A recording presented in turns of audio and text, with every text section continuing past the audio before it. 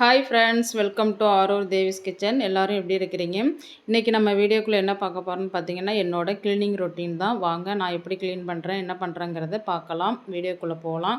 இந்த வீடியோ என்றைக்கு எடுத்ததுன்னு பார்த்தீங்கன்னா, கடைசி ஆடியோவில் இன்றைக்கி நாள் எடுத்தது. அன்றைக்கி ஆகஸ்ட் 15. இந்த வீடியோ நான் அப்லோட் பண்ணவே மறந்துட்டேன். இப்போ தான் பண்ணுறேன் ஃப்ரெண்ட்ஸ், ரொம்ப சாரி. அதாவது பார்த்திங்கன்னா, நான் அன்றைக்கி ஸ்கூலுக்கு காலையிலே நான் என் பையன் அழைச்சிட்டு போயிட்டு வந்துட்டு தான் வீட்டுக்கு வந்துட்டு அதுக்கு பிறகு தான் என்னோடய க்ளீன் வேலையை ஆரம்பித்தேன். காலையில் ஒரு 10 மணிலேருந்து ஸ்டார்ட் பண்ணினேன் இந்த வேலையை. ஃபஸ்ட்டு நம்ம பூஜை அறையை க்ளீன் பண்ணிடலாம் அப்படின்ட்டு பிளான் பண்ணினேன். சரி, பூஜை அறையை க்ளீன் பண்ணிவிட்டு நம்ம மற்ற ஒர்க்கை ஸ்டார்ட் பண்ணோம்னா கொஞ்சம் இன்னும் ஈஸியாக இருக்கும் அப்படின்ட்டு ஃபஸ்ட்டு பூஜை அறை தான் ஃப்ரெண்ட்ஸ் க்ளீன் பண்ணிகிட்டு இருந்தேன்.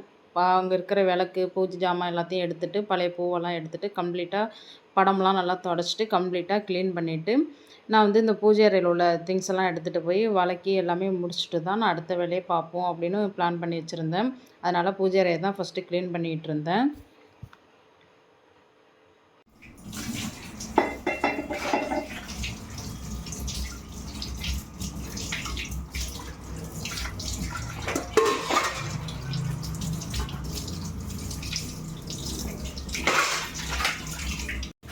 இப்போ பார்த்தீங்கன்னா பூஜை ஜாமான் எல்லாமே நம்ம தேய்ச்சி எடுத்துக்கலாம்.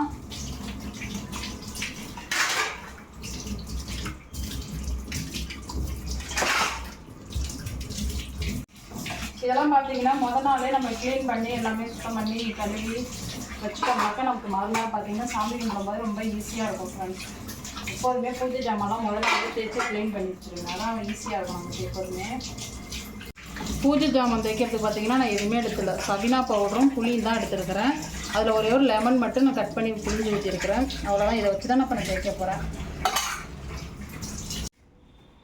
பாருங்கள், ஒரே ஒரு லெமனும் நான் சபினாவை தான் சேர்த்துருக்கேன். எப்படி பளிச்சுன்னு போகுது பாருங்கள். அதில் உள்ள அழுக்கு எல்லாமே நல்லா எடுத்துரும். என்னோடய ஜாமான் வந்து நான் எப்போதும் வாரம் வாரம் தேய்க்கிறதுனால கொஞ்சம் சுத்தமாகவே இருக்கும்.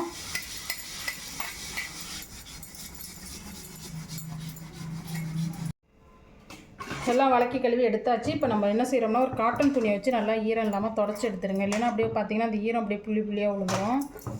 அதுக்காக நல்லா ஒரு துணியை வச்சு தொடச்சிடுங்க. எப்போதுமே நம்ம பூஜை ஜாமான் துடைக்கிறதுக்குனே தனியாக ஒரு துணி வச்சுங்க.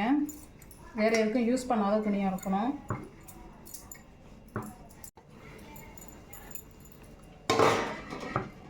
இப்போ பார்த்தீங்கன்னா பூஜை அறை எல்லாமே கம்ப்ளீட்டாக க்ளீன் பண்ணி முடிச்சிட்டேன். சரி, பெட்டில் உள்ள பெட்ஷீட் எல்லாமே எடுத்து துவைக்க போட்டலாம், வேறு பெட்ஷீட் மாற்றிடலாம்ட்டு அப்புறம் பெட்ஷீட்லாம் எடுத்துக்கிட்டு இருந்தேன். நான் எப்போதுமே வாரம் வாரம் பார்த்தீங்கன்னா வேறு பெட்ஷீட் மாற்றிட்டு அந்த பெட்ஷீட் எடுத்து துவைக்க போட்டுருவேன்.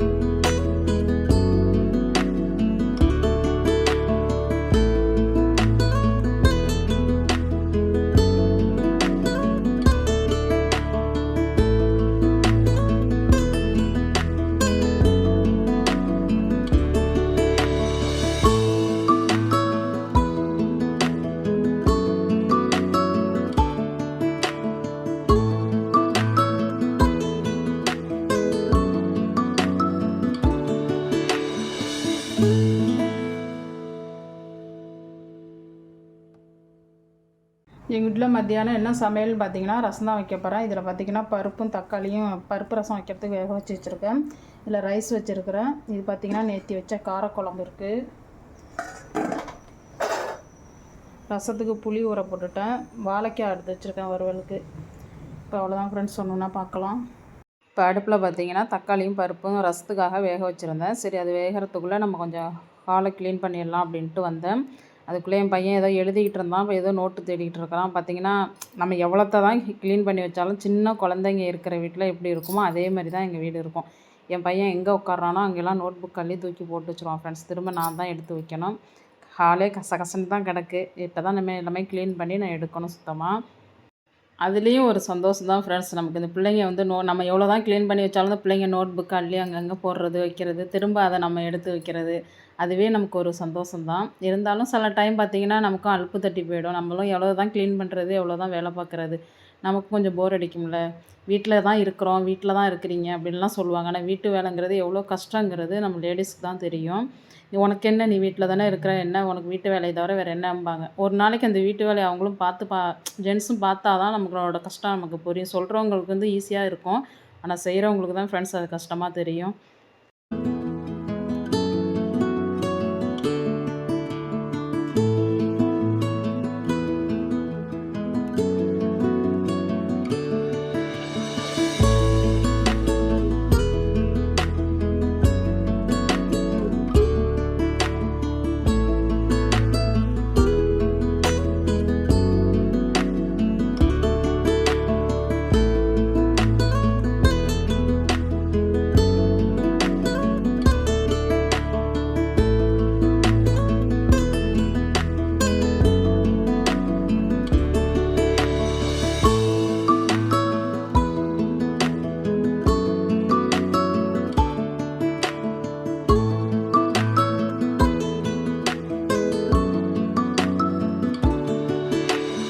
அதுக்கு இடையில பார்த்தீங்கன்னா, மிஷினில் போட்ட துணி துவைச்சி ரெடி ஆகிடுச்சு. சரி அதை காயப்படலாம் அப்படின்னுட்டு மொட்டை மாடிக்கு வந்தேன். இதுதான் எங்கள் வீட்டு மொட்டை மாடி ஃப்ரெண்ட்ஸு தான்.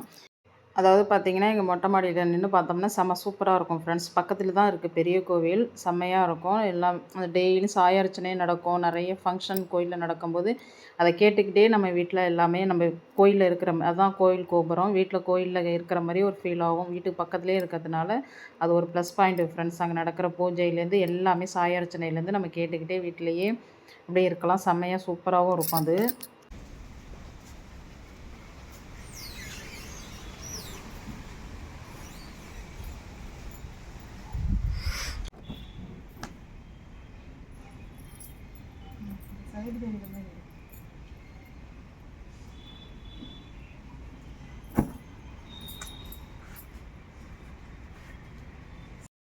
பார்த்திங்கன்னா துணியெல்லாம் காய போட்டு முடிச்சுட்டு சரி சமையல் வேலையை முடிச்சிடலாம் அப்படின்ட்டு கிச்சனுக்கு வந்தேன். பார்த்திங்கன்னா நம்மளுக்கு ஹெவியாக வேலை இருக்கிற அன்றைக்கி பார்த்திங்கன்னா சமையலை சிம்பிளாக வச்சுக்கணும் ஃப்ரெண்ட்ஸ். அன்றைக்கி அதுதான் நமக்கு ஈஸியாகவும் இருக்கும். சரி நான் அதை தான் நான் பார்த்திங்கன்னா என்ன சமைச்சேனாக்கா ரசம் வச்சு வாழைக்காய் வறுத்தரலாம் அப்படின்ட்டு பிளான் பண்ணேன். நாள் வச்ச காரக்குழம்பு கொஞ்சம் இருந்துச்சு. சரி அதை வச்சு இன்றைக்கி அட்ஜஸ்ட் பண்ணிக்கலாம் அப்படின்ட்டு அப்புறம் அதை தான் செஞ்சுக்கிட்டு இருந்தேன்.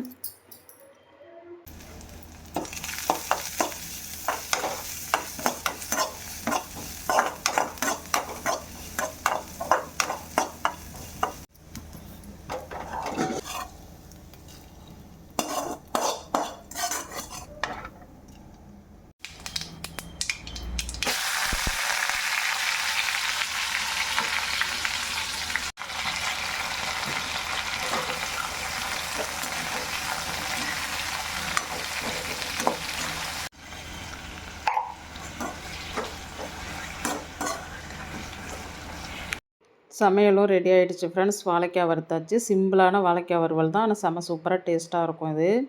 ரசம் எல்லாமே ரெடி ஆகிடுச்சு.